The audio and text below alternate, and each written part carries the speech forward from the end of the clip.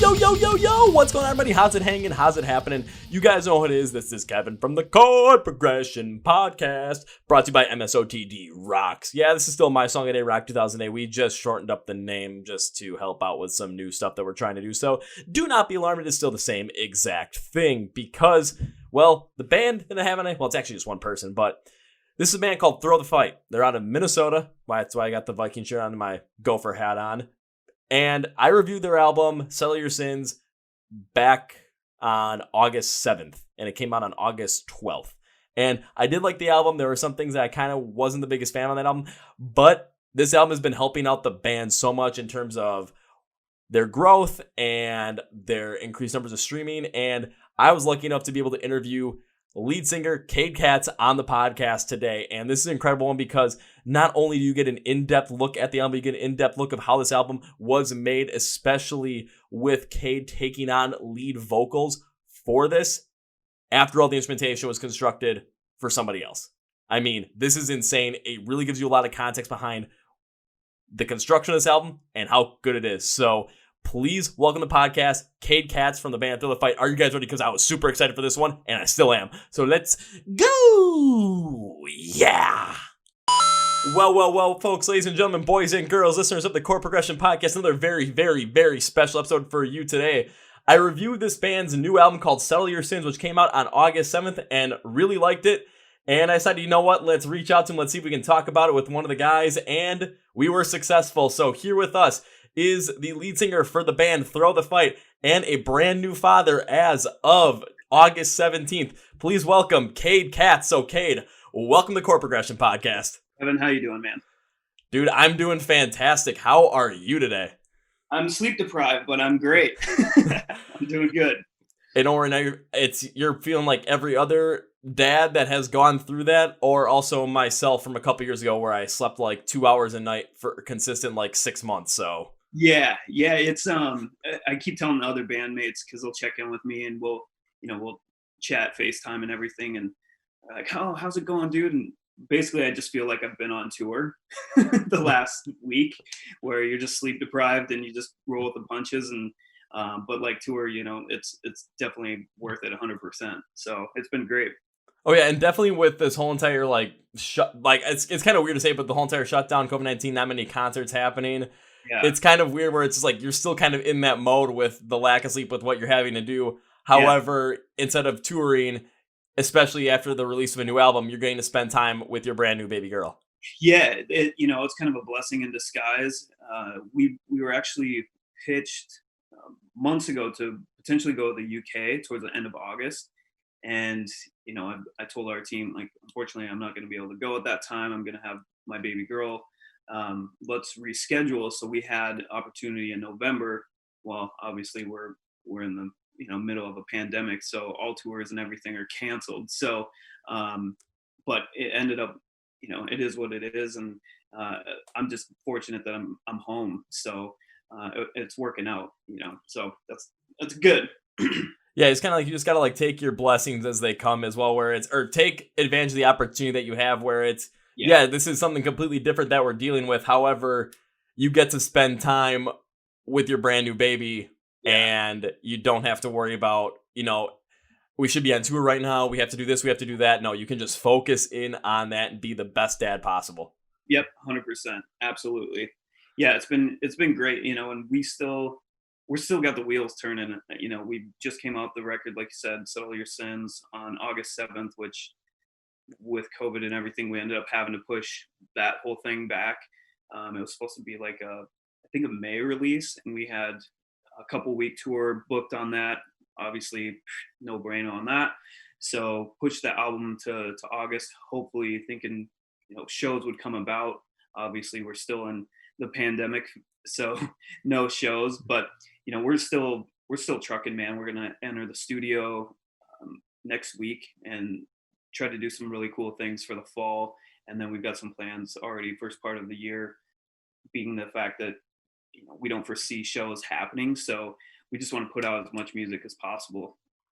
Well, even for myself as well, I've seen certain shows pop up, but it depends upon the size. Like, they're rather small in nature, because July I went to go see one with a band. They're called Gold Frankincense and Myrrh. It's three sisters that are in this band. I've worked with them for about over a year now with interviewing them and listening to music, helping them out with some things. And I was supposed to see them 3 times this year. It's like, and that's the one time I was going to get a chance. I'm like, you know what? I haven't seen a concert in 4 months. I haven't been in a mosh pit in 4 months. Like, I'm really craving this. And I decided to go see them, and it was fun. And then I've seen a couple other bands that I've had on the podcast as well, including bands like Relent and The Protests. They're playing a show up in like the middle of northern Wisconsin day after Labor Day. Yeah. And I'm like, well, I've interviewed both of those, and I've had fun talking with both those. I'd love to show my support. I'm thinking, oh, but it's on a Tuesday. I got to work a full-time job. Wait a minute. I have that whole week off because I took that whole week off. This is great. Let's go. Yeah. But it's like the shows that I know that you guys will be playing, and the shows that I'd love to go see. It's just like lot larger crowds, like in the thousands, full on mosh pits, people bouncing off each other, people getting hurt. And by people getting hurt, I mean me getting hurt. So yeah, absolutely. I mean, we definitely all miss it. I was going to shows constantly, whether we were playing them or just going. My girlfriend and I, she works hospitality for First Avenue, so she's constantly working for all their venues, right? And obviously there's no shows, so she's out. And then she ended up hooking me up with jobs just selling merch for bands that were coming in that didn't have a merch guy. And so I was either going to the shows, I was going to a show to work a show, or performing shows. And yeah, I mean, I don't miss anything more, at this point. But once it all comes back, man, it's going to be well worth it. I think, people are definitely going to appreciate all of this more than ever before. Oh, very much so. I know I'm definitely one of those people, because it's just when shows happen and just I'm stuck. I'm in a mosh pit just getting bounced around left and right, or bouncing people around left and right. It's just, there's a certain feeling of euphoria. There's a certain feel of just everything else. All that bullshit just doesn't matter anymore for that time that you're in there, because everyone's having a great time. Hell, you get knocked down by one person. That person and 3 other people are picking you right back up. It's incredible. Yeah, it's an experience. It's an outlet, and like you said, everything just goes out the window, and you're just there to have fun and just enjoy yourself. And obviously we're not able to do that, and everyone's kind of just bent up and just ready to have that. And once shows happen, I think attendance will probably be more expected and better expected than we think, and people are just they're gonna go out and have fun, man. That's for myself. I'm getting a little nervous about that, mostly because all of a sudden shows are going to come out, and I got to make sure I'm completely on top of the game to make sure I get a ticket to that show, because I've got a good amount still that are like postponed or rescheduled that I still have held on to something, because it's like there's one this was supposed to happen in June with As I Lay Dying, and I really wanted to see him live because I wanted to go crazy with it. All of a sudden it's like, okay, this got pushed back 9 whole months. It's like, hang on to your ticket. I'm thinking, yeah, I still got it. And then the same thing with Deftones. That got pushed back a whole year, but I'm like, I still got this thing. I'm not letting it go. Yeah, Deftones is my all-time favorite, and they're coming here to the Armory, and that got pushed back. And yeah, I'm with you. I mean, I'm not throwing anything away, and I'm just waiting, And a lot of things have gotten postponed and pushed back and already rescheduled to 2021. For example, we have Rockfest that we're supposed to play this summer. And the nice thing is they postponed it, pushed it to next year, and we've already got the same time slot, same day of the week to play it. And, so that's locked in. And so that's nice, where you're not like, we were definitely looking forward to it. We had, I think we were playing in between the same day as Slipknot and Papa Roach. And we had like an 8 p.m. slot. And it's like, you can't get any better than that. And so for that to get canceled, we're like, oh shit. But, they hit us up, and we're just pushing it back to next year. So, we can look forward to that, and not have like a 10 a.m., first band on the day, and people be like, ah, shit, totally missed Throw the Fight. But yeah, they figured it out. And I think there's just a lot of that stuff just getting pushed back and postponed, and it's just the way it goes, man. Well, I'm glad to hear that, mostly because I can tell you this. I will definitely be seeing you guys live in 2021 then, because I'm going to be at Rockfest. I was supposed to be there this year, and I had a weird, wacky idea that I was going to pull off with it. But now that got pushed back to 2021, I'm like, okay, then I definitely can pull off this idea. Or I talked about this with a couple of bands, including Blacktop Mojo, because I know they were on a list as well for Rockfest, where I was going to rent myself a Winnebago and bring like all my podcast stuff, all this stuff, and then also just pack the Winnebago with coolers of beer, hard liquor, soda, Gatorade, water, and just every single band that I get a chance to just have them come over, hang out for 10-15 minutes, do a quick little 10-15 minute podcast. All of a sudden, hey, you guys want a beer, you guys want drink, you guys want some Gatorade, you want soda, you want a water, come on over, because I have all of it. And just be like, hey, come on, hang out, have a little bit, party with me for 10-15 minutes, I guess. Nick, you totally should. You totally should. And if you still plan on doing it, just let me know. I'm game. We can have the rest of the crew on, and yeah, that's a great idea, dude. It's totally worth it. You should. Then my next question, you guys, is what do you prefer to consume as a beverage? So Ryan, a guitarist, he's huge Tito's.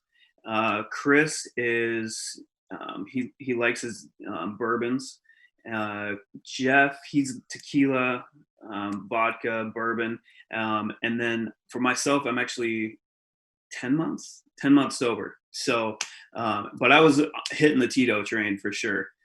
So hitting the vodka Tito train, that was always on our rider. So, but yeah, I mean, we're not going to turn down anything. I'll say that. Well, if you're 10 months sober, then that's why I'll have soda, Gatorade, and water ready at the ready, so that because I know not everyone's gonna want to drink, so it's like I got everybody set. Plus, there's probably gonna be at some point during that weekend where it's like, okay, I need a break. I need something that's not beer or not tequila. You'd be like, good. I don't want to be just like talking and be like, so guys, how's it going? You start falling asleep during the interview, and they're like, Kevin. I'm gonna have to have my buddy Chris behind me, just like smack me back and like, I'm up. Yeah, just hold me up, just like keep your headphones on. We could literally pull off a Weekend at Bernie's thing with that. You totally could. I was kept to like the couple days before to do some like pre-recorded questions and pre-recorded sayings just to like add to it. You can edit anything, man. Let's be honest.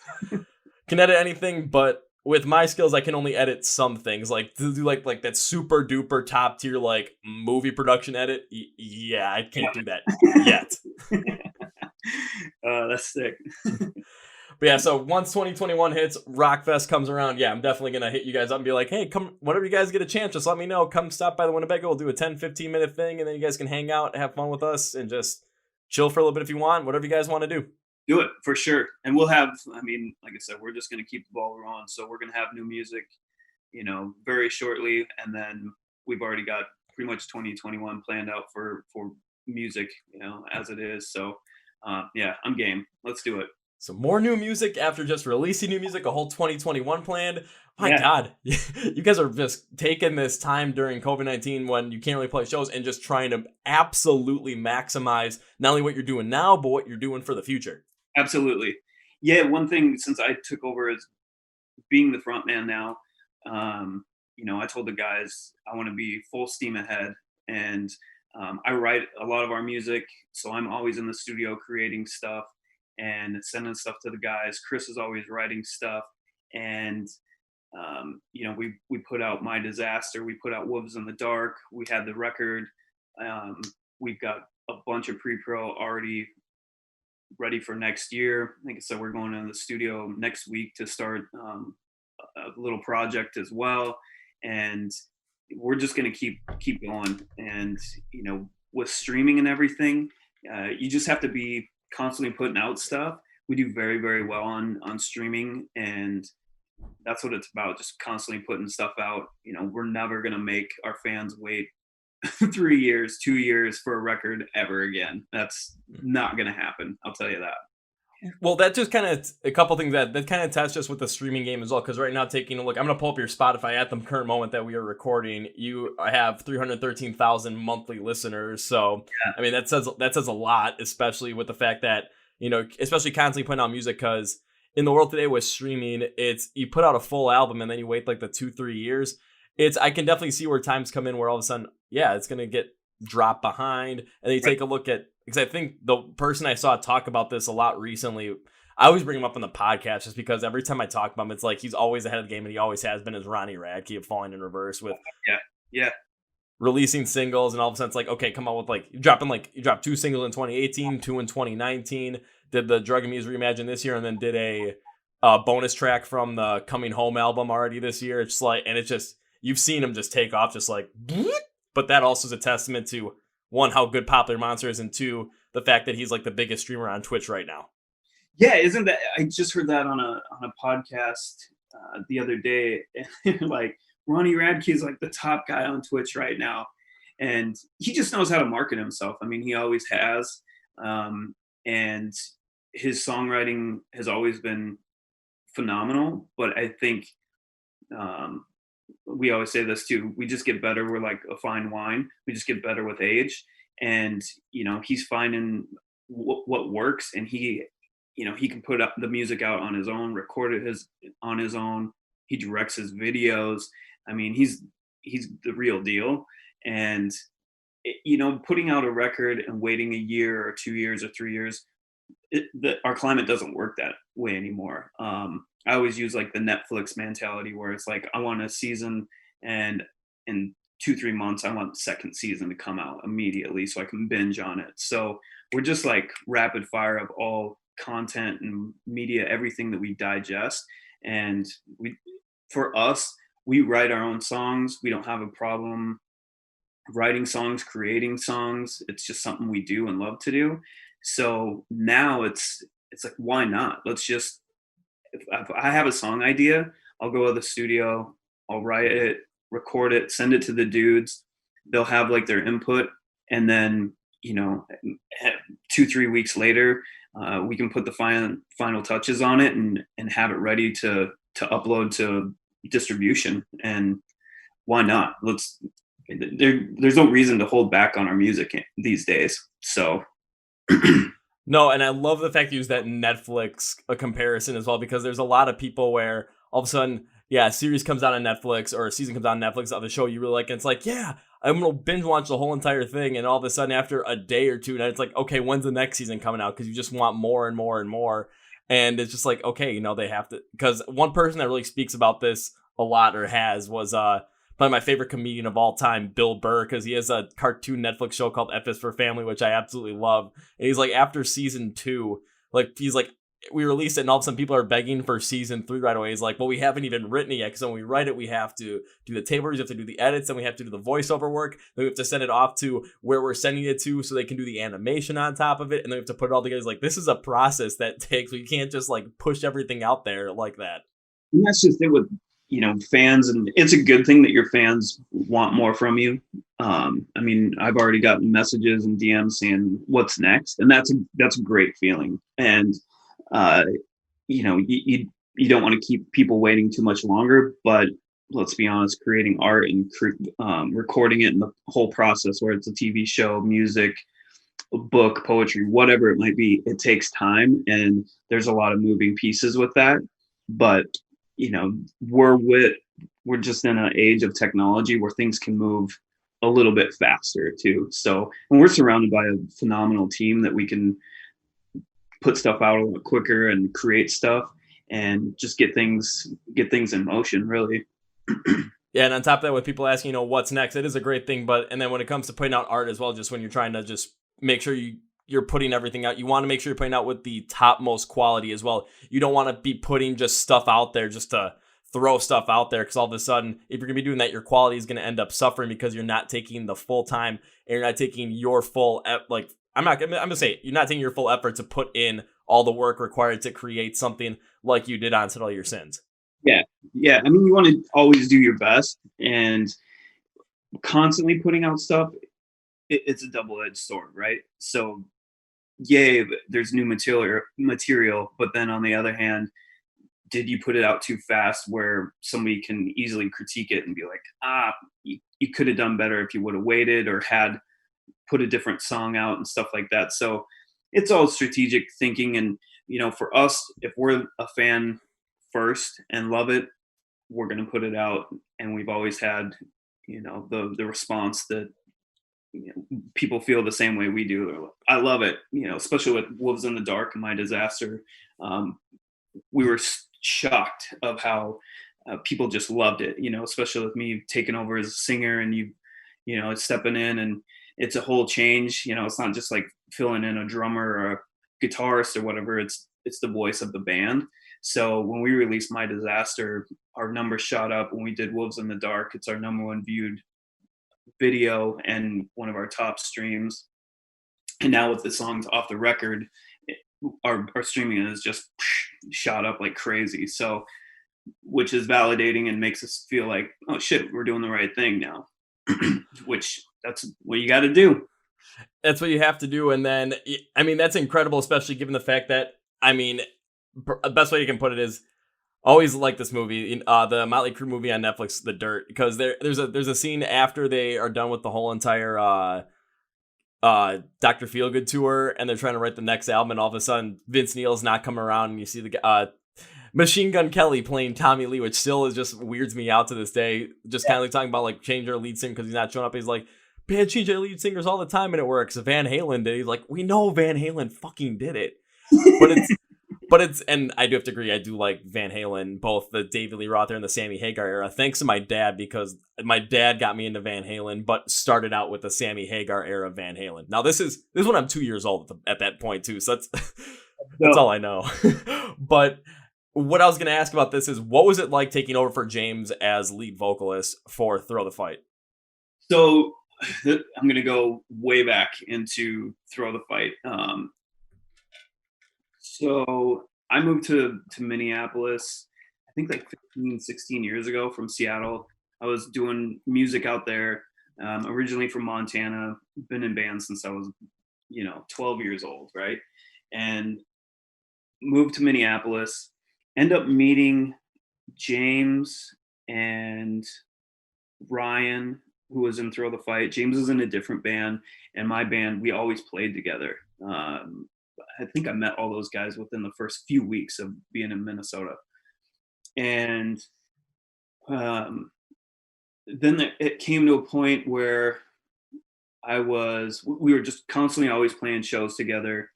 And this is when Throw the Fight had Paul as a singer. And they just released an EP with Paul. And they needed a guitarist. So I was like, well, shit, I'm going to try out, right? And Paul had my back. He's like, dude, I want you in the band so bad. And there was different members at the time. Ryan's the only original member of Throw the Fight, right? And he's been in it since day one. And they were like, all right, we dig your stuff, but your style of playing and everything's a little too punk rock. And years ago, it was more like I would say kind of like a Bullet for My Valentine, a little bit of Avenged Sevenfold, more like metally, riffy shit. Yeah. That's not me. And so I was like, no hard feelings. We're going to still remain friends, play shows together. Fast forward a few years later, I ended up living with James. I lived with James for like 2.5 years. Wow. I was in a different band. I was playing bass, which I always refused to play bass. I played guitar since I was like 7 years old, right? So but I was in a like hardcore screamo band called Lost in Prague, and they just started pumping out more singles again, and playing bass for them. And so James was like, hey, we want you to play bass. And no, not doing it. And so fast forward a few more years, and they're like, hey, we're going to record the What Doesn't Kill Us record. Do you want to go to LA, do that record, everything else? I kind of had some opportunities through my real job, and I was like, I don't know, maybe I should just grow the fuck up and not continue down this path. So I passed on it, right? And the dudes are like, okay. Well, then they get offered tours and stuff, and they would hit me up and be like, hey, do you want to do this tour? And again, I didn't want to play bass. I was just like, dude, if a guitar position comes, I'll do it. And I was already in other bands. So, I felt like I was cheating on my girlfriend or my wife or whatever. Like, I'm already doing this and I love you guys. And so it came, I'm trying to think of what happened is I was a lead singer for a band. It was like actually part of members of Lost in Prague that I was originally with. So Ryan and Jeff, both brothers, Jeff plays drums, Ryan guitar in a band. They went to one of our shows. And shortly after, Ryan, calls me and he's like, dude, I think we're gonna, get the band back together and start working on new music. Do you want to get involved? And yes, you have to play bass, but here's an opportunity for me to continue songwriting. And the way I looked at it is I'm going to be in a band with my best friends. I've been friends with James, Ryan, Jeff, and Chris since I moved here, like I said. And so it was hard to say no. And I was like, fuck it, let's do it. So we started working on Transmissions, and I had quite a few songs I brought to the table for that. And the songs just came out really, really fast. And we ended up reaching out to Carson and Grant, who recorded Transmissions, and they did Settle Your Sins for us. So we went out to Pennsylvania, tracked the record. It was phenomenal. Super proud of it still to this day. And then with Settle Your Sins, it never had an album title, but we went back to Carson and Grant, again, helped write a lot of the songs. James and I always worked really well, writing lyrics together, melodies, live. Him and I would A-B it a lot. He'd sing the first half of a chorus, I'd do the second half. And at that point too, with me coming in, being the singer, people were familiar with me, seeing my face, hearing my voice and stuff like that. So it wasn't like, just who's this dude? I was, in the band, and people had known of me and understood like, my role, I guess. And so we had the album tracked in full. And then, James had the opportunity with his other group, and we were like, you know what, let's just go separate ways. You do that. And then I ended up rewriting all the vocals, all the melody to the music of Settle Your Sins, which already helped write a lot of that stuff. So it was kind of tough to be like, well, shit, I really liked what I already did, but we didn't want to take any of those ideas. And then for me, it was, here's my time to show my abilities, my writing, my lyrical content and everything, and just take ownership. So I went to the studio pretty much every day, rewriting everything, pre-proing everything in a matter of a month and a half. And we already had a date for me to go back out and track vocals for Settle Your Sins. So I flew out. I was out there for about 10 days in Pennsylvania, Think Loud Studios with Carson and Grant. And the other guys came out just for moral support and hung out. And it was super smooth process. Grant is phenomenal with tracking and everything. And it's a little different because I sing more versus James has got a variety of, sing, scream, growl, that sort of thing. And I can scream, and not to say we won't scream, but I wanted to come in, and I'd been really working on the last few years of just my singing ability. So I was like, here's my time. So I'm going to do it. And, it's just been a long process, and, passing on many opportunities, and then, wake up one day basically and, okay, you're the singer now, which is cool, which is very cool. And like I said earlier, the response has just been overwhelming, really. I feel like we're a little more diverse, and people can gravitate and latch on to some of the stuff than the older things. With James's voice, not that it's bad, but it's just a little more listener friendly, I guess. And I mean, our numbers show it, and it's a great feeling, to be honest. Yeah, what I was gonna say with that is like with James, what you're talking about with his different diversity with his vocal range, it's more on the different sounds instead of different pitches that his voice makes. Where with you, it's a little bit more diverse in pitch, and that's kind of where you're thinking more, user friendly, listener friendly when you're coming in, people listening. So that's definitely where I could see it, and especially when I went through the album and reviewed it and gave my review, it's like when I listened to your voice, it was just like I could definitely tell that where it had a little bit more of that, especially for an overarching sense for, I would think, like that standard listener. Because for myself, I mean, I grew up listening to that 80s rock style, but then I really dove into like punk rock and hard rock, especially hard rock with a little bit more of a faster pace to it. And then I basically went all metalcore at the same time as well, like beginning 2019. So I'm like, okay, I love that fast pace. I love the hard stuff. I love listening like Motionless in White. Just anytime Chris Motion just does the classic bleh in there, just because how perfectly it fits. But then with something like this, it's just like I can definitely see where that difference is heard, but also why it also still works same time as well. And it's because what you're talking about with Settle Your Sins, you had written a lot of that record beforehand. So you were already familiar with the material. You were already understanding what the instrumentation was needing from the vocals to really amplify it. So you were able to use your vocal style to really maximize that. Right. And I didn't want to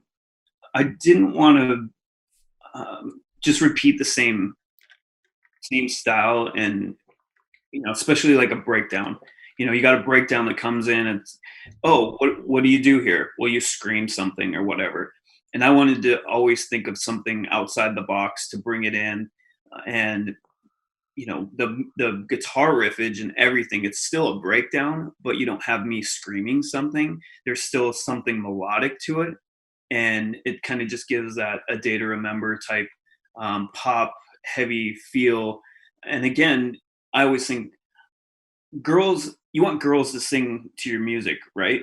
You don't want you don't want them just singing the hook or just the verse. And then when the growling and screaming come in, they're just, oh, here I sit out. Like, I want girls to sing the entire record, and be able to just latch on and sing front to back, from track 1 to track 10, and for anyone really. But I always look at it from that perspective, where a breakdown comes in, you're not going to see a girl next to you in traffic just screaming and growling. It's just not going to happen. I say versus someone like me, who anytime there's a crazy breakdown and I'm in traffic, you see me just going full force on it. Just like I've done that before, where I'm driving down the street, driving down here in Milwaukee, driving down Oklahoma Avenue, all of a sudden just like I'm jamming, and there are people that will literally be next to me. They'll look at me. Most of the time they look like I'm crazy. Very rarely, but this has happened, where I've gotten people to literally pull out their phones, start taking Snapchat videos of me going crazy, and I notice it, and I'll stop for like 2 seconds, just looking, just like,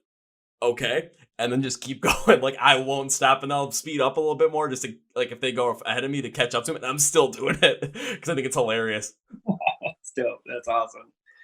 But none of that, but like what you're saying about that is you're kind of all sticking with the vocal approach, like the John Tapper bar rescue approach, where it's like with bars, it's like you want to have the women there, because if the women are there, the men are going to come. And it's kind of like the same thing, where it's like if the women are going to be able to sing the whole entire thing, they're going to be the ones going to the concerts. And then what's going to happen? Because that's what the girls are going. The guys are going to follow suit, because, well, that's just psychology. Right. I'm trying to be your best wingman, just deal with it. I mean, how can you guys just go against a free wingman? I mean, come on. And it's music, it's concerts, it's rock music. Come on, you can't beat that. I mean, yeah. I mean, there's a really, I love pop music. I'm obsessed with just songwriting and song structure and formula and all that stuff. And there's a science to it. And, once you dial it in, it's really not that hard. And not to say some of the stuff that we're working on it's still going to be heavy, but there's probably going to be a little more heavier screaming and raspy elements to it. But for me, I didn't want to just come out of the gate saying, I want to give the listeners something new. I wanted a separation. This is a new chapter for Throw the Fight. This isn't the same old stuff. And I think with Wolves in the Dark and My Disaster, the 2 singles that we released before the record came out that aren't on the record, that was kind of a good preview of direction that we're probably leaning towards. But nothing's off the table with us. I mean, we'll do anything, and if it works for us, we're going to do it. So Yeah, and then I'm going to add on to this and compare two other bands to throw the fight at this time as well. And it's just going to be with what you're talking about with the lead singer change as well, where take a look at a band like Van Halen once again between David Lee Roth and Sammy Hagar, where you listen to the sound and the instrumentation, how it's built, and it's relatively the same. However, where the difference comes in is just how the vocal patterns work against it, where with David Lee Roth, you're going to have a little bit more of an energetic feel to it, where with Sammy Hagar, you're going to have a little more of like a harder, raspier feel to it, especially more of a hard rock setting. However, both work because the patterns work so well with the underlying instrumentation that it just is able to amplify it. Take a look at Escape the Fate as well, with the first record being with Ronnie Radke. Absolutely. Perfect. I'll say you get that, like, I mean, full-on emo rock feels. I mean, and then all of a sudden, you know, you go to Craig Mabbitt, and Craig Mabbitt's voice is a little bit less diverse with what he could do, I would say, than compared to Ronnie. However, it's just the patterns that he works with really work well with Escape the Fate, so that's why they're still as successful as they are. Yeah, we've gotten quite a few comparisons to like Seosin. So you got Anthony Green, who was originally of Seosin, higher pitched, and then what's the dude's name? Kobe, I think his name's Kobe. He came in and still the higher pitch, but then he still can bring in some raspiness and stuff like that. And yeah, and Sleeping with Sirens is another one where kind of have that element where the ranges I can go, it brings out that poppiness feel as well. And yeah, I mean, and our lyrical content is completely different. You get different writings and ideas and themes to songs versus what we previously had. And again, not to knock on that, but we're two different people, so I have different experiences than he may have had, and I want to write stuff that people can really latch onto and have. They could listen to a song and you could get 5 different opinions off of a song, and that's awesome. It's just, again, reaching a bigger demographic is the ultimate goal. Yeah, and I've talked about this before when it comes to musical styles, musical writings, because if you're going to end up talking about what you went through, especially personally with more, okay, this would happen in my childhood, this is how it kind of affected, and I'm writing a song about it, or adulthood, or teenagers, whatever it might be. But if you're writing personally about it, then what's going to end up happening is you're going to get 5 different opinions from 5 different people. However, they're all going to relate to the song in the end the same way. It's just how they related to it with what they went through their lives is going to be completely different. However, the connection is still going to be there because you're being completely honest. And then on top of that, what you're talking about with that more, that more diverse sound where it's like, okay, we can still scream, we can still do something like this. So you can still have something like that, what's the word? That diversity that a band like A Day to Remember has, or diversity like a band like Silverstein has as well. It still fits. They have the poppy singer, and then they have the heavy screaming guy. Some of the screams in the record of Sell Your Sins, Ryan has kind of stepped in and he's screaming, and we didn't even know he could scream like bloody murder the way he does. And we're like, good God. And then there's a few tracks where when I was recording vocals, the band Polaris was in, just coming through. They were on tour with Wage War. So those guys did a bunch of gang vocals. So they're on Q&A, and then they're on Nightmare, and then they're also on Shine Your Crown. So like the Haze, the Woes, stuff like that. Those guys just came in, and I'm a huge fan of Polaris. And Carson and Grant did their first record. And so those guys came in, and Grant's like, hey, you guys are here. We need some gang vocals. What do you say? And they stepped in the booth, and then we ended up actually stepping in and doing gang vocals on Landmine on their song. No way.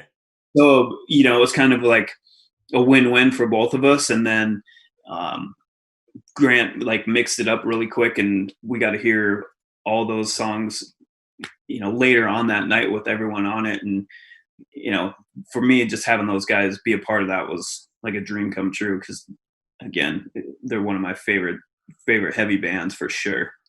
And then they had a great album that came out this year. Not only that, but in my opinion, one of the songs off of the Death of Me album so far is the best song of 2020. I remember listening to it like the second day the album came out, because I focused on the MD Affliction album and the Word Alive album the same day the Polaris album came out. But holy shit, I listened to that Polaris album driving to see the Word Alive, Escape the Fate, and Fly in Reverse in the concert.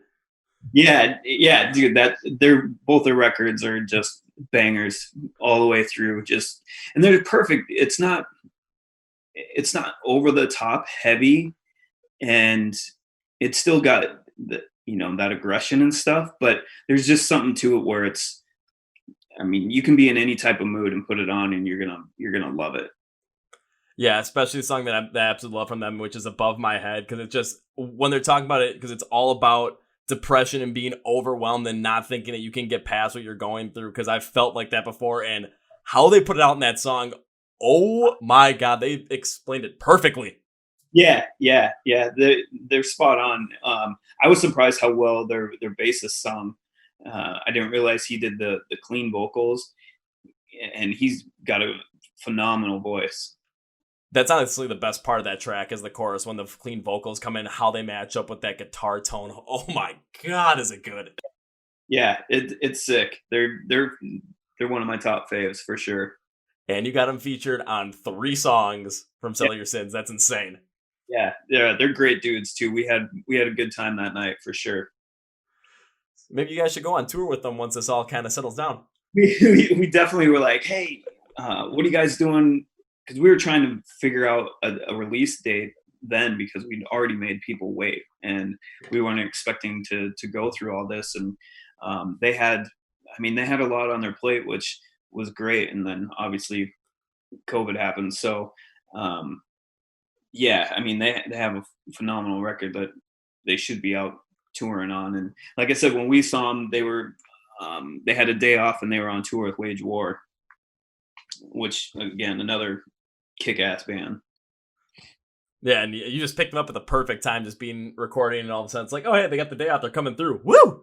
Yeah, they came through and it just worked out. They were super chill, and like I said, Grant just it's like, hey, we need some gang vocals because I think it was just myself.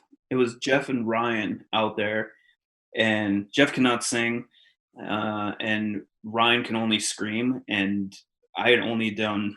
I can only do so many gang vocals and different ranges and stuff like that. And it's like you need some different voices to fill that stuff out. And yeah, it was perfect. I'm like this is the best. There's nobody else I'd rather have come in here and do this with us. So it was super sick. And like by the time my buddy who absolutely loves Polaris and he's from Minnesota, his name's Chris, once he listens, he's gonna freak out because he's gonna be like, oh my god, this is insane. Yeah, you can. I mean, it's gang vocals and stuff. Definitely on Q&A, you can hear a little bit more of in the woes and stuff. You hear that little Aussie accent. Oh, I'm pretty sure all of a sudden everyone's going to be jumping on. It's like, okay, we're going to have to listen to Q&A again and like really dive in to see, okay, where is the part with the gang vocals that has Polaris in it to really focus in on it. Right off the bat. It's right off the bat. It starts off woes. Well, then they're not going to have to wait at all. Dang. Oh, it's right off the bat. And then, like I said, we're on the song Landmine, but I mean, you can't really pick us out. Again, it's just gang vocals on the haze, but hearing that in the studio after that day, I was just blown away. I'm like, this is one of the sickest songs I've ever heard. Well, now I'll be able to pick it out because I know exactly where it's coming in. Right? Yeah. Alrighty, I'll say so. Jumping further into Settle Your Sins, so far, because I was trying to figure out exactly every time I go through the song, every time I go through an album, I always try and pick out like the overall arching theme of each song and then the overall arching theme of the album. So I gotta pull this up because I want to ask you what you guys wrote it as, so I can see basically if I got it right or not. This will be. I mean, this. Yeah. I mean, what you take away from it will probably be. I just write so subconsciously. I don't even know, and I wrote these songs so fast. There was a couple of them. I wrote the lyrics in the same day. I just went in and basically what I do is kind of just mumble and sing. I just try to find my melody at first, and then once in a while a word or two will kind of pop out, and then what I do is just write a ton of words based around that subject, I guess, and like a puzzle, just put them together, and then I'm like, oh, okay, I kind of see this little theme here, and obviously not to say they're not personal songs that affect or about me, but I try to write them on a bigger brand like scheme of things where people can anyone can listen and not just go, oh, the song's about Kade. But yeah, let's hear it, man. Let's roll. So what I'm just gonna go through because I've got my album review script up that I had for the YouTube video because I knew that's where we're gonna have the overall overarching thing. And again, I wrote this on the day of the release, so I really went through it the whole entire day. Well, I'm trying to think. Yeah, because I was at work and I'm just like, all right, if I have any time off, okay, just go nuts with it. What's your top? Because on your YouTube video, I think you said "Settle Your Sins" was one of your favorite songs. Yeah. I even have it in my overall likes. That was probably my favorite song on the record because what I thought with that one was, especially in terms of the overall sound, I think it showed your ability to also blend your sound with a harder sound as well to just create a great mix overall. And I was blasting that song before we even started this. Yeah, what's funny with, not to go off track, but with "Settle Your Sins," that was the last song I wrote lyrical wise. It's got a different song structure, and I think Chris and I wrote a lot of it musically, and I just couldn't get into it, man. I was wanting to ditch it and think of something else, and I was trying things, and it just wasn't working. And I took a break. I got, kind of got a little pissy, and I think I already tracked a song before that, and I was like, fuck, time's a ticking. I really need to get this stuff done. And I started singing the hook, and I think Jeff was in there just hanging out, and he's like, dude, that's sick. And like, yeah, it's super poppy. And for me, I'm like, it reminds me of just like a Disney theme song, sinking down, and then the verses came in. I was, so then my confidence kind of boosted. I'm like, oh, okay, I kind of see what I'm doing with this. And then I probably wrote the lyrics to that in, I don't know, dude, like 10, 15 minutes, and it was done. And then that ended up being one of our top favorite songs. And it's just funny how that works because, I wanted to throw it out, but didn't like the song. To be honest, before, it wasn't our favorite song originally, before I tracked it, and full circle, and now it's like one of our top favorites. And it's just got that perfect blend of the heaviness, the poppiness, the riffage is super sick. And one of my favorite things is the song's like 2 minutes and 30 seconds. It just bangs and it's over. Yeah, and when it comes down to it, it's like when you're talking about, okay, you wrote in like 10, 15 minutes. Every time I think about that, I think about Jack Black, School Rock. Like, all right, I wrote this song in like 10, 15 minutes. I'll say, in the end of time, there was a man who knew the road. And I'm just going to butcher as well because I try and do the niddle stuff. So I'm not going to do that. Well, yeah, let's dive into it, man. Let's check it out. All right, so for Settle Your Sins, I mean, do you want me to go super deep into it or do you want me to go just kind of deep into it? Whatever, man. You're the host. All right, I'm going, well, because it was my favorite track on the record. I'm going super deep into it so we can kind of mix and show that whole entire harder sound with that little bit more lighter, upbeat pop rock kind of sound and how it worked out. So, sound good? Yeah, let's do it. So when I first, oh, wait, that was not the right song that I had on. Wait, where the heck did it go? Okay, there it is. Because when I listen to the song, especially trying to figure out the lyrics of it when it comes to the theme of the song overall, that's what I'm going to start with. Yeah. I thought of it as it was about accepting your past and understanding that the sins of your past do not have to define who you are going forward. So it's like settling on your sins, like settle, stay there, stay. Right. A lot of it has to do with just, we all make mistakes, but there comes to a point where you need to forgive yourself, forgive others, and just move on. Because if you hold on to that stuff, it's resentment, and there's nothing positive with that. And sometimes you just need to let it go and let it be and move on and make a new path for yourself, really. Yeah, and that makes a lot of sense. And that's definitely something that, especially in today's day and age, I mean, there's a lot of bands that make songs about that, but it's always a very, very important message to put out there because there's a lot of time where we just kind of hold back due to the fact that stuff that happened in the past, like, oh no, they're going to think worried about us because I did this 15 years ago. It was 15 years ago. Probably the people that were a part of it don't even remember anymore. Yeah, and I mean, there's a lot of people that do hold on to their past and won't let go and won't get, I mean, whether it's good times or bad times, it's like we need to move on. I have acquaintances that, you talk to them and, oh, remember back in 2002, this and this. No, I don't. I'm living right now. I don't think of that stuff. It was a great time. I wouldn't be where I'm at now, but this is now, and I'm moving forward.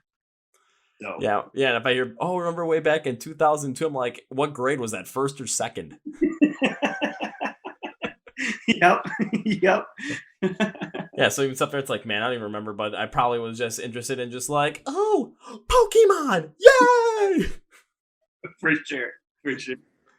Man, so going into the instrumentals on this track, it was the intro really drew me because it had that heavier instrumentation. Felt like it had like a little more of like a metalcore feel to it, which for me really like. As even though on the walls behind me there's not much metalcore going on except for the two little custom Ice Nine Kills Funko Pops. So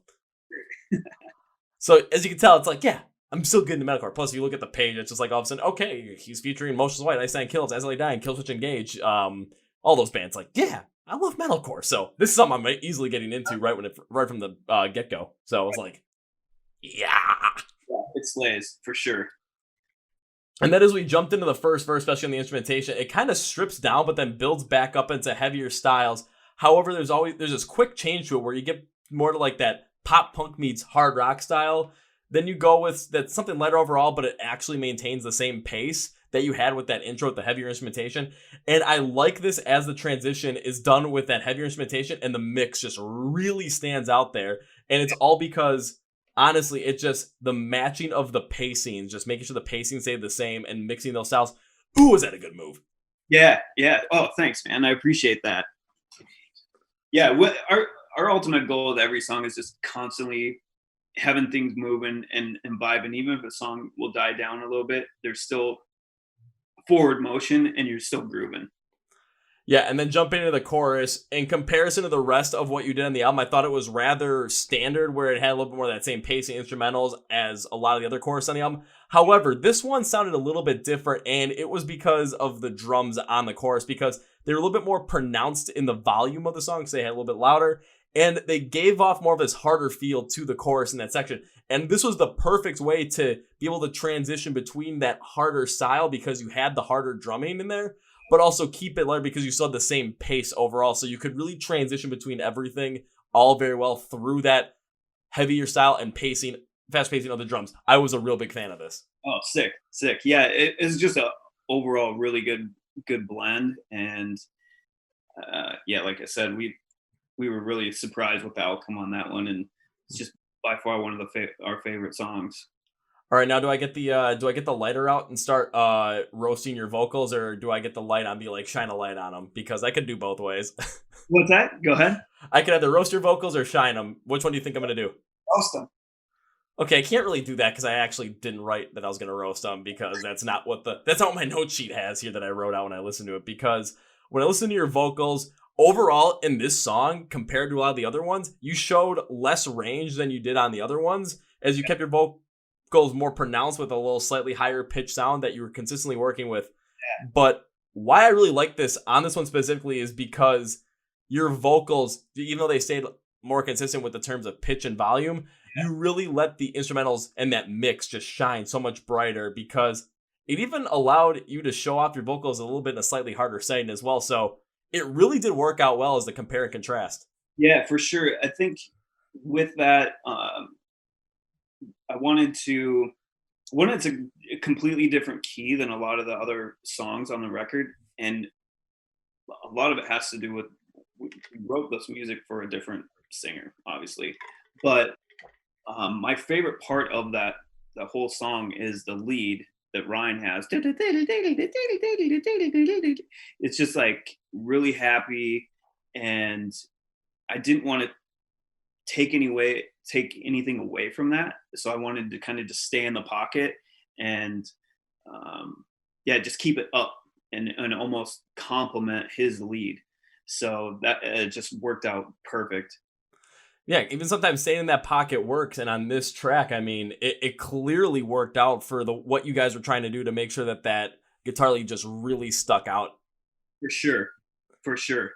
Yeah, I mean, Ryan writes awesome leads, and we call him Sprinkles. He just comes in after we track a song, and he just has like the perfect little leads to add and complement a song. And for sure, this one was one of my favorites. And I was just like, how can I make that shine, because I don't want to take away from that.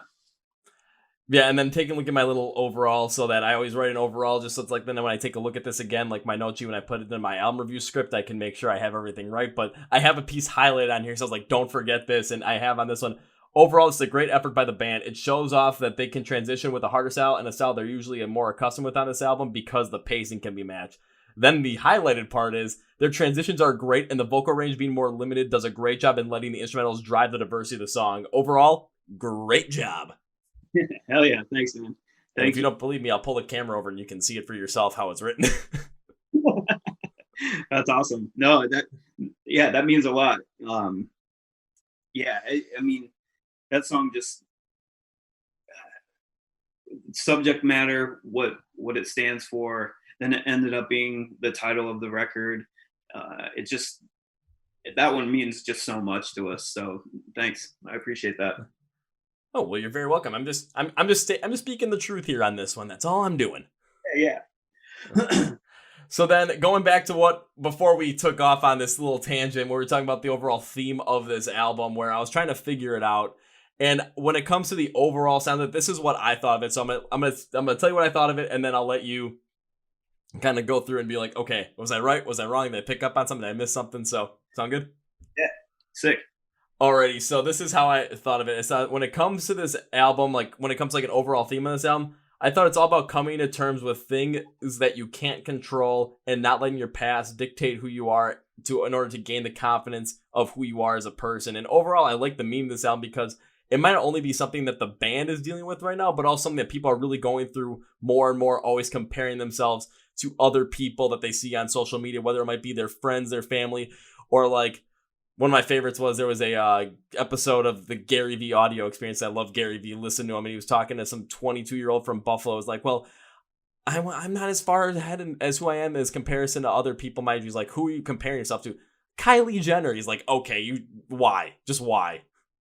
Yeah, the two different worlds, man.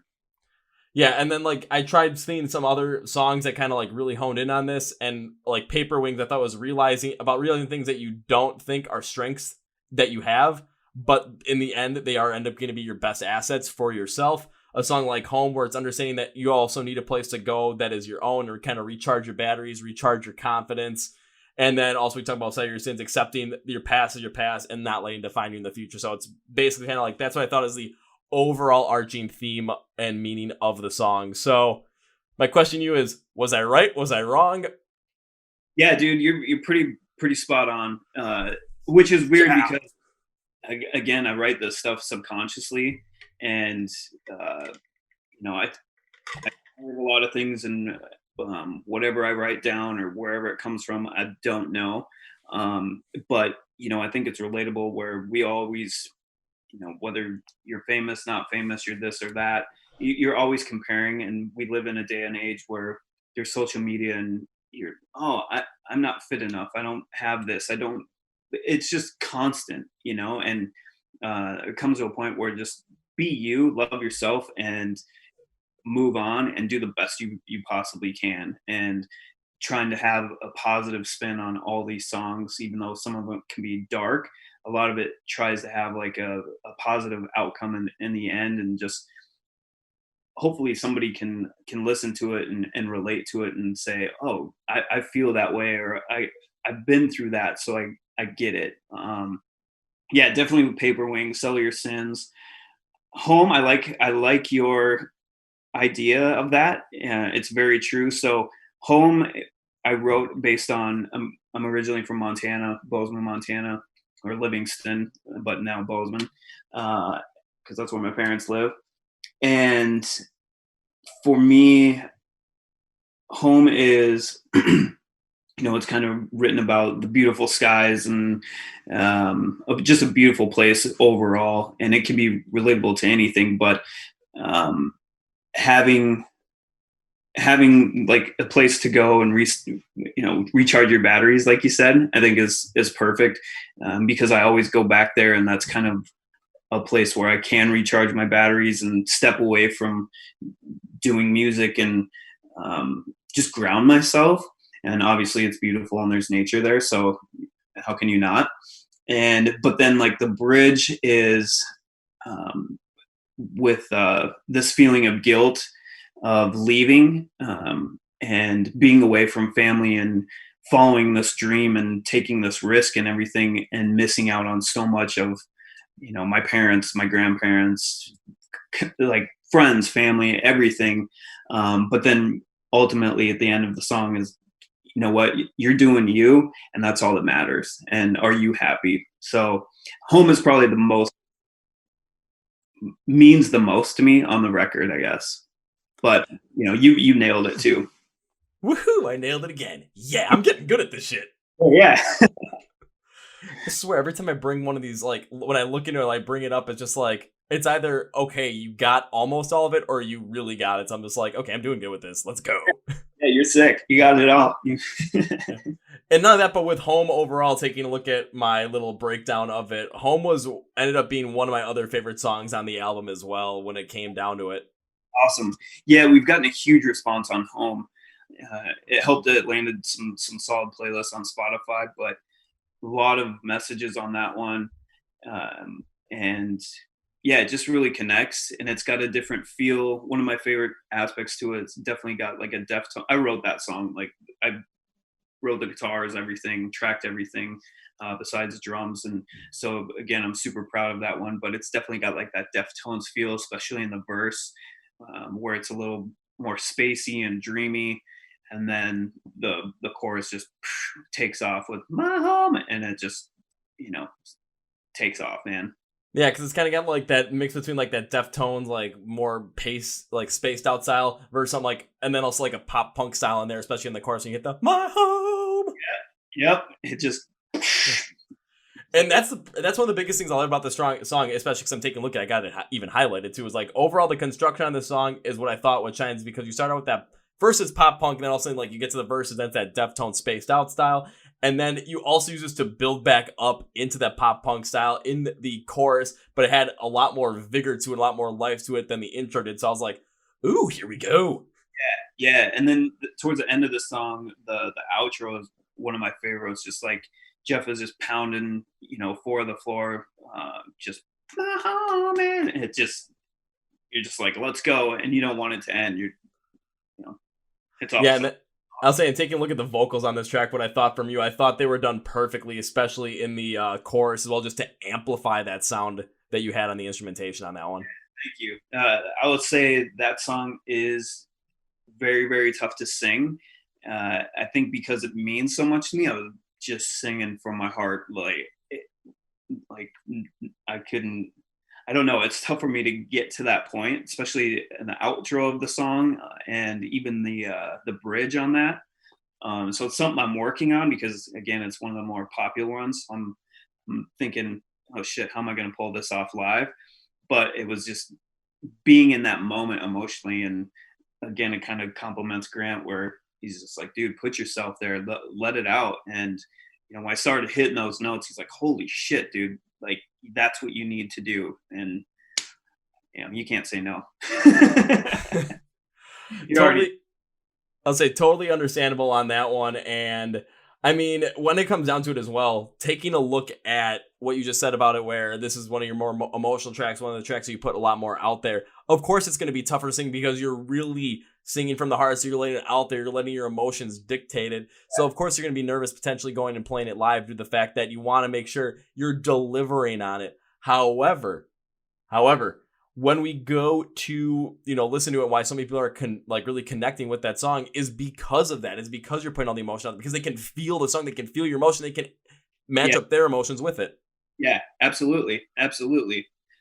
Which is great. So I just need to try harder. I know I can do it. I did it once. Hey, you did it once and you did it well, so you can just keep doing it again. Yeah. Yep, absolutely. So talk about a couple of songs. So I want to hear what you guys have gotten back from the fans so far as like an overall feeling on this album. Like, what did they think about it? What did they really like? Was there any kind of dislikes that were potentially thrown your way a little bit, or just I'm curious. Dude, honestly, it's been we've chatted about the band guys and I chatted about this multiple times. As we did a few, on Instagram, you can do the question thing in the story, and so Ryan and I usually run the Instagram, and so I did the what's everyone's favorite song on Settle Your Sins, and there wasn't usually like a record. It's like, oh, Paper Wings, Paper Wings, Paper Wings. Everyone has that go-to. Everyone had a different favorite song, which was really, really cool. And so we chatted about it, and then I gave it a few more days for everyone to listen, and I did it again, and it was kind of the same result where people were, oh, Pain or Heart of Gold, and some of the other songs that there wasn't a song that we didn't dislike, but all of us kind of have our own personal favorites that we love on the record. And just hearing from fans certain songs that really connected with them, and there was just no consistency of a all-time favorite go-to. There was always something different. So I think that was awesome, and overall just super positive. I mean,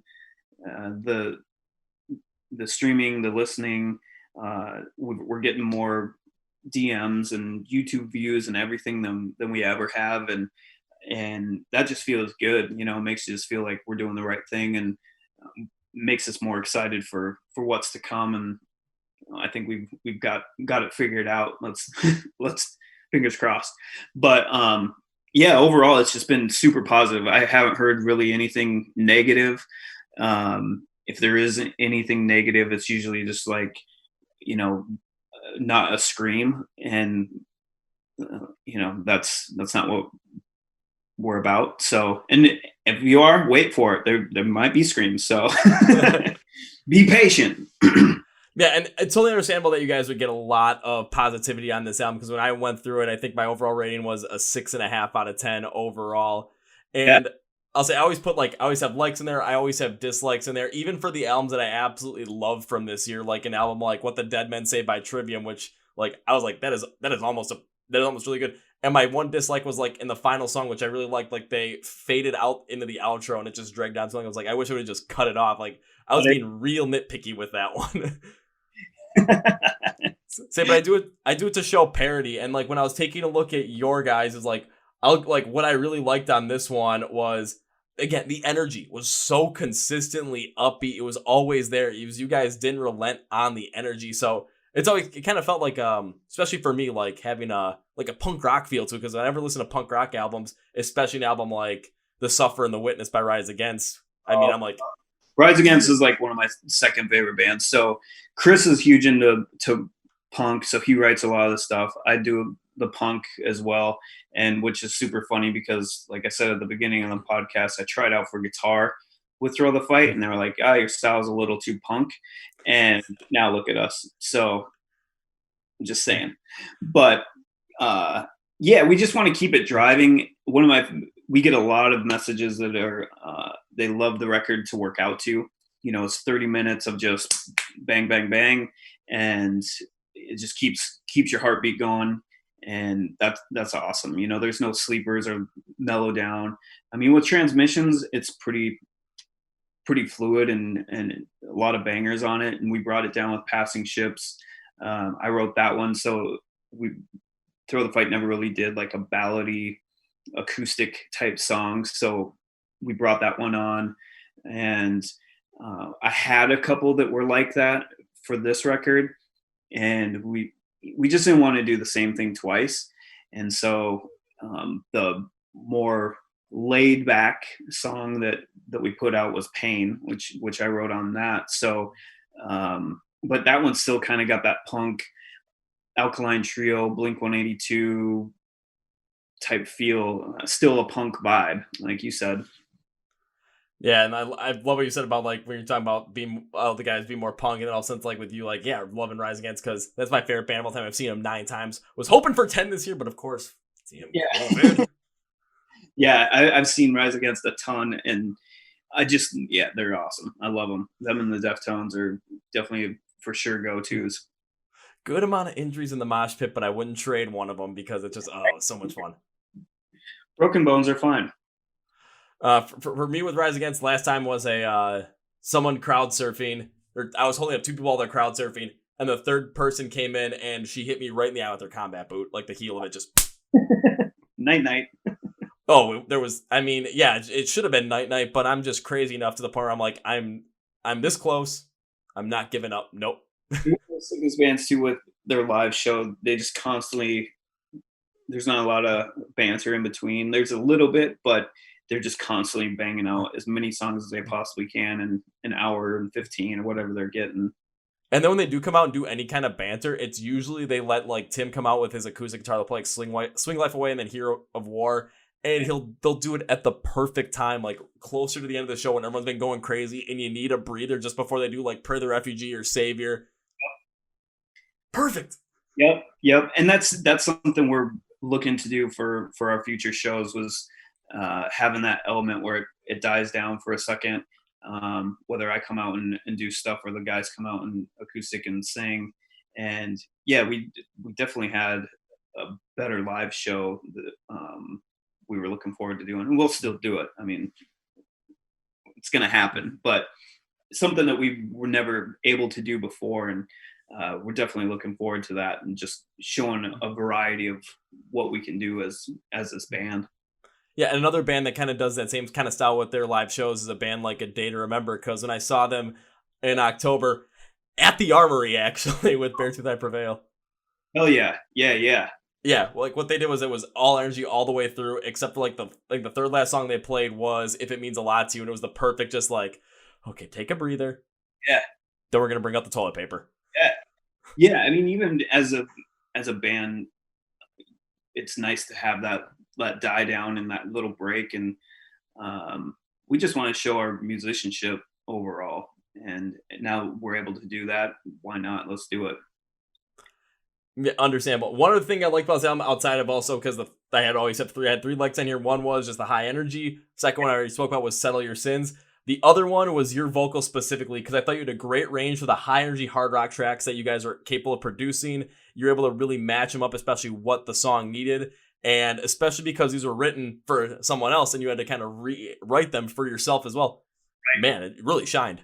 Thanks, man. Thank you so much. I'm really, really proud of it.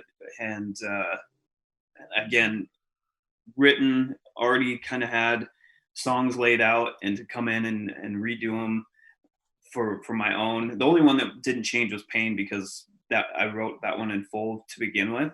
So we felt there was no reason to change it when I wrote everything. And that song means a lot to me. So it was like, this is going to happen regardless. So, but no, I appreciate that, man. It definitely makes me feel good and builds my confidence that the next stuff is just going to slam even harder and makes me want to be better. So that's the ultimate goal. Yeah, totally understandable, and you're very welcome. However, I did have a couple of criticism on this album. However, I will preface it with this, though. Now, after hearing kind of what happened with this album and how it was built for James, all of a sudden, then he went to Kill the Lights, and then you took over, how that all kind of turned out, this is going to be different with that kind of a context now. Yeah, for sure. And then not a lot of people know that either, that this record was already done. And then, we were back and forth. We were so proud of the record to begin with. There were great songs that I wrote on it, great songs that Ryan wrote and Chris. And we were like, well, shit, did we just write and record a new record? And we were just too proud of it that we were like, no. And so I went in and just started shooting lyrics and melodies. And the first, I can't remember the first song I did. Oh, I did Watch It Burn, and the guys were like, this is going to be fucking great. We're not changing a damn thing. So, and then from there it was pretty easy. Totally understandable. And the two that I take a look at, like when I took a look at my dislike section, why it kind of adds a little bit different feel to it with given the fact that, this was written for James, all of a sudden it's like, okay, now you got to take over, rework it, try and keep the same instrumentation. When I listened to the album through and through, I felt like at some points there was like a sameness feel to it because that high energy hard rock style was consistently there. Yeah. However, I can see why that would be the case now, because it's like, with your vocal pattern trying to take over as well, sometimes just trying to make sure that things work out, it could potentially lead that way. So again, that's a criticism with a grain of salt right there. Right. Yeah, and I mean, with the music already done, we couldn't really change structures and stuff, and that was just going to cost more damn money. And we were already sold on the music and everything. So for me to rewrite on all of it, definitely we wanted to keep that momentum throughout the whole record.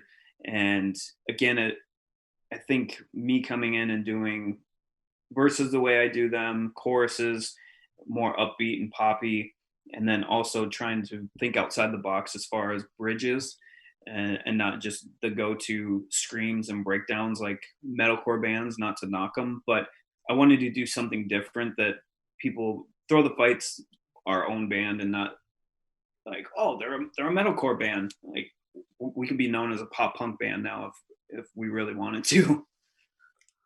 Oh, yeah, totally. And then one of the other ones that kind of adds into that, take it with a grain of salt, given the context now, is at times I thought some songs had like, you're going with somewhere, you're trying to tease some kind of experimentation, but then it kind of reverts back to that classic hard rock, high energy kind of sound. But that could also be because of that. Yeah, and I think too is with teasing stuff, we didn't want to go too far away from our roots with like a transmissions and some of the other stuff. We still kind of wanted to highlight a little bit production, and then still just get back into swinging and kicking ass. And I think with Back to Wolves in the Dark and My Disaster, those are more of a style that we're going towards, and it's a lot more production, and and we're, a lot of bands are using a lot of those elements now, where few years ago you're getting knocked if you're using tracks, or you're using, if those guys aren't up there on stage playing those instruments, they're fake ass shit, and now we can have whatever kind of instrumentation, synth, whatever we want, and you're not going to be critiqued for it. So I think definitely our newer stuff has got a lot more production and elements, and the sky's the limit. We can do whatever we want. Nothing's going to hold us back. So we just need to keep doing our thing. Yeah, totally understandable. And then on songs like we do with like Pain and Settle Your Sins, like Pain with having that overall more slower ballad feel, and then Settle Your Sins mixing that higher energy pop rock, hard rock kind of feel with more of like a grittier, heavier metalcore kind of feel as well. Like that I really liked. Yeah, cool. Yeah, that's kind of similar to Shine Your Crown. It's got heavy elements, and then there's guitar squeals in there, for crying out loud, but then there's me singing poppy. When it's like, who does that? You don't hear Killswitch Engage doing guitar squeals and one of the guys singing poppy. It's like you're doing a scream growl type thing, and we thought that was unique and just different than what we've ever done before, and different than people are doing currently. Yeah, but it's what you guys want to be doing though, and that's where it all matters. Sure, absolutely, for sure. I didn't even realize I was singing over guitar squeals until I heard it back, and Chris was like, dude, there's freaking guitar squeals there, and you're just singing over them. I'm like, holy shit, yeah, that's awesome. Because I was just going over the chugs and all that. Yeah, just killing it with that. My God. So the one last criticism I had on this one was on the song Misery, and it was specific to the guitar distortion that was on there. And the reason behind it was a lot louder and prominent than I thought it should have been. What was that? It's not my fault. No, I'm just kidding. Yeah. Well, it's the reason it was just because overall I thought it was just a little too loud to the point where it kind of drowned out what the vocals were doing, especially at that point. So it kind of made me not really get in the chorus as much as I could, because I thought the chorus was good. It was I just thought it didn't let me fully enjoy it, because it just kind of drowned out what the vocals were trying to add to it in the verses. Right. Yeah. With that one, I'm trying to think of Misery. Yeah, that one, it's a different take on what we normally would do for a verse, especially with the guitar hammering. We never did anything like that, and spacey, and kind of leaving the verse just open. And I didn't want to sing too much. I wanted to keep it just dreamy. And then once you get into the chorus, it just takes off, and it's definitely a little more harder scream, like singing element to that whole song, where the verses are a little more chill, and then once the chorus comes in, it's it's definitely your pissed off type song. Oh yeah, and don't get me wrong, for everyone listening, there are points I like about this album, a lot more points I like about this album than I would put in my criticism section of it. But then again, I always want to be completely honest with it. And then given the two that I had there, given the new information, the new context with that, this was already, all the instrumentation was written out, it was written for James, and all of a sudden, okay, now Kade has to take over for it.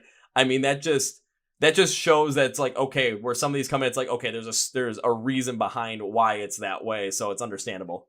Yeah, for sure. I mean, not to knock what was there before, but they're definitely a lot better than what they were. And there's a reason that, the label got behind it. Carson and Grant were super impressed with how it went. And they were like, dude, that it was good before, but now it's just a lot better. So, which is great. I mean, and it's a new chapter for us, really. I mean, I didn't want to do anything that had already been done with previous records. And I wanted to do kind of like the theme to the album that you're getting a takeaway from is, I want to do what's for me, and this is my voice, my lyrics, and what works best for me. And moving forward with all the other songs, you're getting 100% me, the best that you're gonna get. So there's no holding back. Yeah, and when it comes to the change in the vocals as well, I mean, this isn't something like we're getting like, this is definitely not Motley Crue from Vince Neil to John Corabi. This is something like Van Halen from David Lee Roth to Sammy Hagar. This is what we're talking about here. Right, and even with transmissions, I sing a ton on that. I'm not the forefront, and live shows I was singing a lot, and again, it was a good move for us overall, because people are familiar with my face and my voice, and it just, now that it's solely me, it's just, you can definitely tell people, even older fans have reached out and were like, this is our favorite. Not to diss the other stuff, but they love this new direction and everything, which is awesome. I mean, we've been a band for like 18 years or something like that, and that's really hard to do, to maintain that longevity in anything, and to gain new fans, to keep the old fans, and keep the old fans happier than they were before. That's a win-win, man. No, easily. And then to kind of wrap up the whole entire album a little bit of a bow, I thought that overall with Sell Your Sins, it was a consistent album, and it showed that not only that you guys mastered that high energy style of hard rock and pop rock mix, but your vocals matched up great to them. And even on some of this, especially like at times, like we saw some different kind of stylings there, some different kind of experimentations there that were teased. So I could definitely see, like, going forward, we can see some things that are going to be a little bit more alternative, things a little bit more harder, maybe some screams there. You never know. But the fact of the matter is you guys have built the base. This is a great start to a new chapter for Thrill of the Fight, and it's going to be very exciting to see what you guys do in the future. So for the next chapter, this was a fantastic launching pad. Thanks, man. Yeah, I couldn't agree more. And one of the things too is Amity Affliction. You touched on them, where they're heavy. They kind of had their go-tos, and then they had a record. It was a little more experimental, and I loved it. I absolutely loved it. But some of their fans, it's like, oh, it's too much, too far, too fast. And you don't want to, music listeners are so critical at times. So you want to give little hints and little tastes. You don't want to just come out and be a completely different style of music and band. You want to, dip your toes a little bit and see if it works. And, with the stuff coming in the future, there's going to be a little bit of everything. So I'm so excited to just start working on the new stuff, and same with the other dudes. I mean, we were just texting about it today with the stuff we're working on this fall. and the stuff for early next year, we're just chomping to get back and being creative and writing kick-ass songs. I mean, I hope you guys do keep writing kick-ass songs, because I'm after Sell Your Sins and seeing how everything is going off of it, and then just things just going after it. I mean, Right. you're gonna see things just constantly just keep going up and up and up and up, and okay, now my hand's gone and my elbow's gone. Ah! For sure, for sure. Yeah, I mean, we're here to stay, and we're we've never been more productive ever since I took over. And again, I think that comes down to my work ethic, having, you know, everyone just being more excited and uh, working together. We're still all best friends, so we want what's best for each other, and it just it's the best we've been, and we're just so looking forward to what's to come. And I mean, the record's been out a couple weeks, and we're already just on a high from it still. And we're charting on Billboard, which is phenomenal. So thanks for everyone who's listened and keep streaming and keep it up. And we've got some other things in the works with the record, and yeah, we're just stoked, man. It's been a grueling journey through this whole record, but the payoff has been definitely worth it. And yeah, we're just stoked for the future and what's to come. You know, we don't plan on stopping. There's just songs. Like, the point that this is really gonna show where this is just gonna keep coming and getting better and better is the fact that you're talking about with your band, and how everyone is just so jacked up about this, so stoked about this. And the chemistry is there where everyone wants to get back in it. So you keep making great songs, making great records for everyone to listen to, especially during a time when all of a sudden, touring stopped because damn you, COVID. I'm still going to keep saying that. Yeah, But yeah, for sure. And we lucky enough for us, we do have a good following on streaming platforms and everything like that, and uh, that we have the ability to write our own stuff, and we have great producer here, Jeremy Turek, and a studio that we can go to and pre-pro stuff, or we can just track stuff with him and get it in the pipeline and get it out as soon as we can.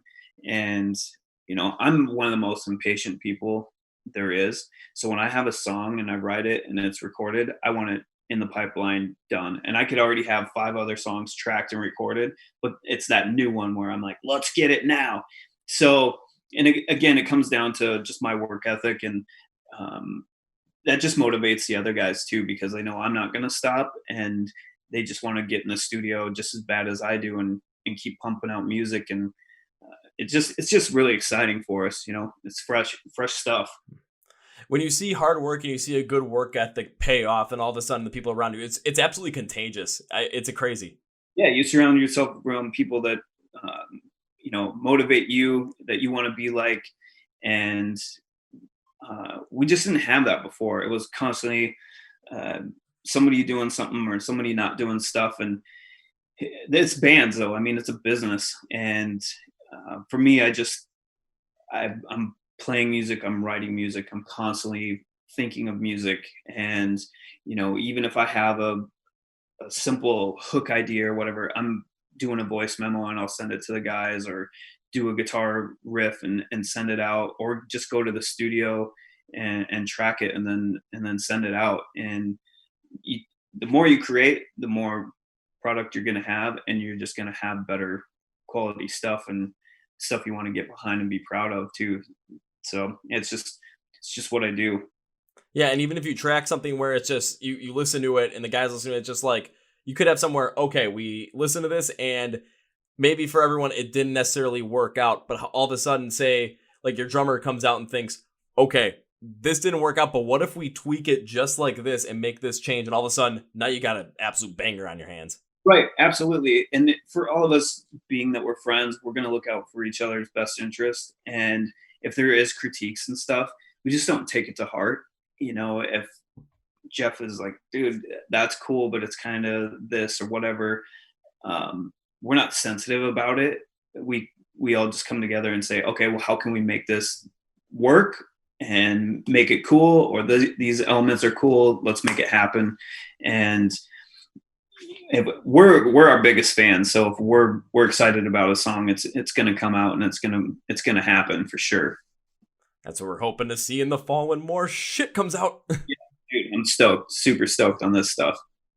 I am too, and I think that especially because we've already kind of talked about the album, we talked about the future as well, this might be the perfect time to bring this all to a nice wrap up, because I'm curious as to see when this stuff's going to come out, but who knows? What's that?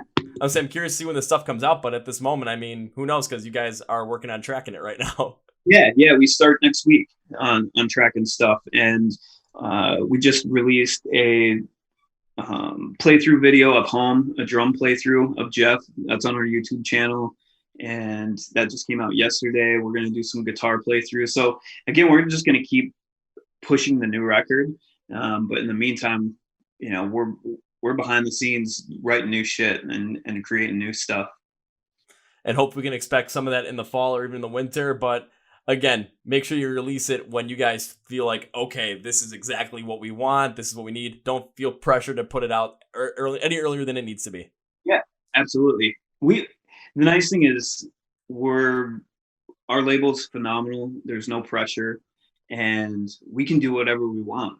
And that's a great feeling, because there's no pressure to say, oh, there's no deadlines, and art shouldn't have a deadline. It should be when it comes out, and if it's natural. And like I said, if I write a new song and I want to put it together and get it in the pipeline to release, we can do that. I don't have someone telling us, well, you should wait till this or you should wait till that. No, let's just do it. Who cares? We're in 2020. Yeah, this ain't 1975 anymore, damn it. Right. I'll say if it was, I would definitely be probably listening to, I'm not sure it was out by then. No, I think it was 76 with Fly By Night, because I've been listening to some Rush at that point if I was that age, because I really like Rush. Yeah, for sure. Their music is phenomenal. They're geniuses. Okay. Yeah, and I'm glad I got to see him once, where I basically sat like in like the third or fourth row, and all I was doing was just staring at the kit like, how the hell is Neil Peart doing all this shit? Yeah, for real. I never got the opportunity, but I've watched a lot of footage on YouTube of them, and just phenomenal, crazy talented phenom for sure. And definitely an inspiration for every other drummer out there to be like, okay, you guys want to see how the absolute master does it? Look at that. Yeah. Or watch Jeff's new video and see how you just the hell out of some drums like it owes you money. I've watched the Home playthrough I don't know how many times already, and we had the early playthroughs of it, and since it's been up the other day, I'm like, man, because I'm usually in front singing, right? I don't get to smash drums, and I'm thinking, this is how he plays all the time. There's a reason he's constantly breaking cymbals. Now I get to witness it, and yeah, so definitely check that out, dude. Oh god, if I was still drumming, I'd be the exact same way with him, because when I drummed when I was a kid, the amount of snare drum heads I broke was ridiculous. Yeah. Yeah, he breaks a lot of shit. I think it was about 5 in 4 years. Nice. And inverted the hi-hat cymbal and the crash cymbal, I think. I did that. I started out playing drums at a very, very early age, and then my parents were basically, you can't write songs on drums, so you should maybe pick up guitar. And I was already loving guitar anyways, but I like to hit hard too, so I was constantly breaking stuff. That's a musician's do. You break shit. What am I supposed to do? Life of a rock star, baby. Yep. Break stuff. Hell yeah. Well, Limp Bizkit, that's perfect. Give me something to break. For real. Hell yeah. All right, Kate, because we're about an hour and a half in, and I know with your brand new baby girl, I'm pretty sure your girlfriend's like, why the hell is he taking so long? I need his help now. He's just diaper. Yeah, so before we close this out, I want to ask you one more thing, and that is to give any final words that you'd like to give for this podcast, because, well, you have the floor. That's basically it. Well, first off, definitely appreciate you doing the YouTube breakdown, and that was awesome. All that stuff helps. I appreciate you reaching out to us and having me on. I'm really happy we were able to do this. And yeah, just to our fans and new listeners to take a look, take a listen to Settle Your Sins. And if you've already been listening to it, thank you. Hopefully with your podcast and even your YouTube, that we're gaining fans from that. And so thank you again to you for bringing us new fans. Check it out. Follow us on social media. We're at Throw the Fight MN on Instagram. And then under there is all of our pages. I'm at Kade Katz, KadeKatz. Check that out. And yeah, just be on the lookout for a lot more music and content based on the record of Settle Your Sins, because it's going strong. So just thanks to everyone who's been checking it out. And I'll close with this. So everybody, with Throw the Fight being from Minnesota, if you're watching the video, I mean, you can see I've got my Minnesota Viking shirt on, my Gopher hat on, due to the fact that I went to school at the University of Minnesota. I studied economics. I understand consumer behavior. I understand incentives. Convenience is the key. So you want to follow Throw the Fight, you want to listen to music, you want to follow Kade, but it's like, okay, what if we just had like a one-stop shop where you could click all the links and just follow them like that and stream their music like that? Yeah.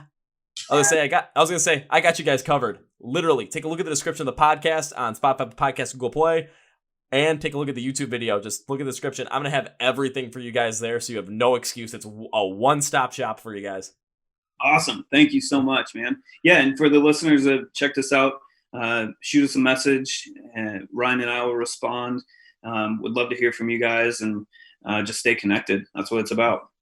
It's all about, especially during this time. So, Kade, I want to say again, thank you for being on the podcast. This was awesome. And I mean, I always say it's awesome, but that's just because every time I jump on these, I'm just like all high energy. Like, I am super excited to do these. And when I say they're awesome, I truly mean it, because this was awesome. Yeah. Hell yeah. Yeah, it was a good time, man. I appreciate it a lot. I appreciate having you on as well, and actually for you guys accepting to be on as well, because I was like, oh shoot, are they gonna accept, especially after like 2 weeks after 2 or 3 weeks after an album release? And all of a sudden I saw the yes, I'm just like, yeah! I was running around the house just like doing like the Daniel Bryan, just like, yes. Yeah, we were just waiting on I was kind of just on limbo waiting to see when my little girl was gonna be born, so I didn't want to commit to anything, and now I feel like the rest of this week is doing podcasts and media for all this stuff, which is phenomenal. So I'm ready to rock. Sounds good. And I'll say this as we close this out, because I never like to say goodbye in these things due to the fact that it always kind of seems like, we're going to end it completely, never see each other again. No. Especially with the fact that you guys are going to be at Rockfest 2021. Yes. And I'm going to have to freaking rent the Winnebago and bring it out there. So what? I not only am expecting to go crazy at your show, but also to see you guys at the Winnebago for the rest of the band, some nice drinks with you. We'll have the Gatorade, soda, water, whatever you need. Hell yeah. And I hope sometime later down the line, like next year sometime, we can bring you back on the podcast. We can have fun like this all over again. I'm game. Anytime, man. Anytime. Awesome. Sounds good. So I'm not going to end this one with a bye. Kade, I'm going to end this with see you later. See you soon. All right. See you soon, bud. All right, man.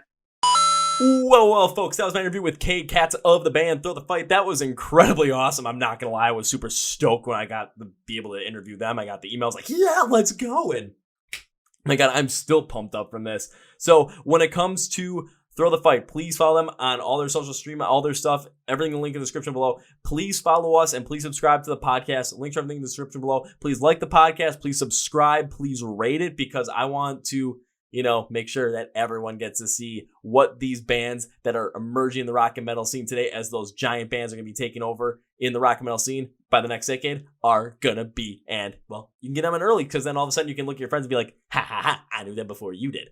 So, yeah. And at that moment, that's going to be it for me today, guys. Thank you guys for watching and for listening. I really do appreciate it. This is Kevin from the Chord Progression Podcast, brought to you by MSOTD Rocks. Only my song, Rock 2008. We did not change the name, we just shortened it. And you guys know how I end every single one of these episodes of the Big Healthy and Hardy. See ya! Yeah. Woo!